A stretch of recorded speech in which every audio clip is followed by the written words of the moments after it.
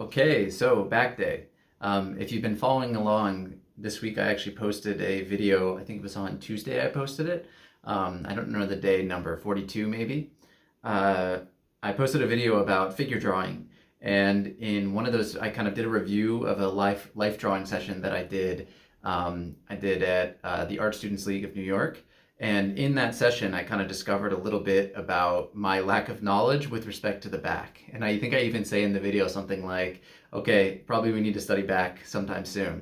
Well, here it is within just a couple days doing that. So I didn't have much time today, and to be honest, it's very late and I'm a little bit burned out. Just had like a lot of other stuff to do.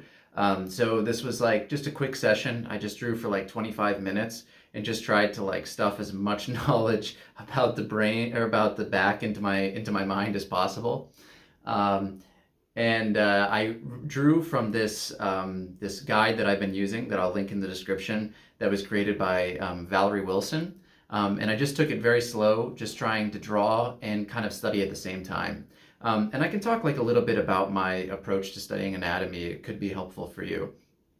So for me, I'm always kind of trying to, like, to me in general, studying anatomy is a bit difficult, a bit boring. It's kind of a drag. So what I'm always trying to focus on is like, what is the minimum amount of knowledge I can take from this session that will be useful to me? So I'm not trying to find and understand every detail of every little muscle. I understand how to identify each piece, like the different portions of each piece. So for example, the trapezius is like this big, kind of kite-shaped muscle on the back. And I watched a Prokop video as well tonight on the back, Stan Prokopenko. If you're not familiar with him, he's got some of the best drawing resources on YouTube.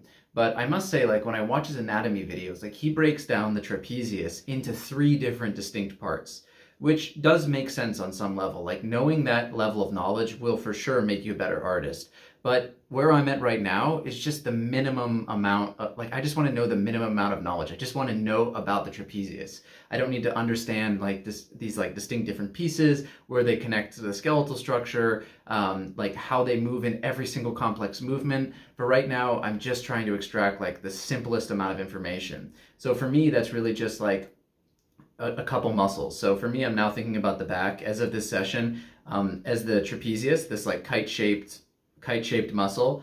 And it is worth noting, like, okay, the top part is a little bit different looking than the bottom. So maybe I'll kind of keep that distinction in my head, the top and the bottom. Then the latissimus dorsi, the lats, are these like huge muscles that sit underneath it on either side. So there's 2. And then that little section that's kind of in between them. And there's a muscle that's called like the rhomboid that, apparently does and doesn't come into play. So like that's kind of like in the back of my mind, but I'd rather just kind of think about that triangle shape as like one muscle group. I know that inside of it, there's the teres minor and then this other muscle called the infraspinatus.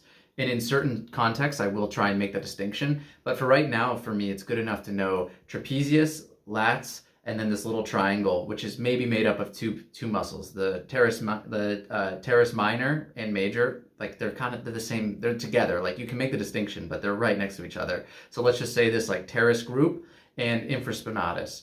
And this for me is like way easier to process. And then once I've kind of digested that, I will later go back and try and make sure I understand these big muscles and like even being able to draw from imagination. And then after that, I will go back to like understanding maybe these like more minute details and understands like how do they exist in like really complex settings or poses. So I think that's kind of my mentality, and you can try and adopt it. Maybe for you it's easier just to learn everything at once. Maybe you even have some anatomy background and it can be easier. But for me, this is kind of, you could try this and see if it works well for you and improves your learning. So what was I also going to say? So again, I was kind of tired today, but in the interest of drawing every day, have you drawn today? I think I kind of wanted to start asking people that in every video, like just kind of, have you drawn today? Have you done it yet? If you haven't, this is me telling you, I think you should probably be drawing today. But this is like kind of this was just me sitting down 20 minutes, looking at this anatomy book, watching like a Prokop video on 2x speed, 5 minutes, just trying to like process a little bit more about the back. You know, as I'm drawing, I like to touch the muscles physically on my body just to try and understand, like, and then you can even kind of move yourself and see like a little bit. I mean, with the back, it's a bit tougher, but there obviously are some, you know, muscles that you can reach or different areas. Also, like understanding connection points, I think is good. Like, for example, like understanding what connects to the arm as it's moving up and down, that can be helpful. Like these are kind of like simplifications that I try and make to get the most amount of knowledge out of like the least amount of studying time possible. Now, I will say that the only way that you can really make sure that anatomy is in your, like that you've actually digested it, is to either like take images of figures and then try and sketch out on top of it where the anatomy lies, or the ultimate is drawing from imagination. If you can actually construct all the muscles in the back, you know, in some pose just from your mind, I think that's kind of the best scenario. And I did do that exercise. If you watch, I did a video, I think it must have been last week, on the torso anatomy, sometime last week, somewhere in the 30s, like the high 30s. You can find that video where I just kind of I do a drawing of the torso from imagination and talk about my approach. Okay, so this will be a rather short video then. Just the last thing I want to mention really quick. I also used like a new material today, just in the interest of, of trying new materials. So I use these Black Wing pencils. It's flipped because I'm using the front camera on my phone. But if you're familiar, like if you've heard of these at all, they're kind of like these like newer drawing type pencils. They come in matte, and I think they do come in different sizes, but I want to say these are like the 2B version. And I normally use a Graph Gear pencil. You've probably seen it in other videos if you've been watching the series, a Graph Gear mechanical pencil, but I just kind of wanted to try something new.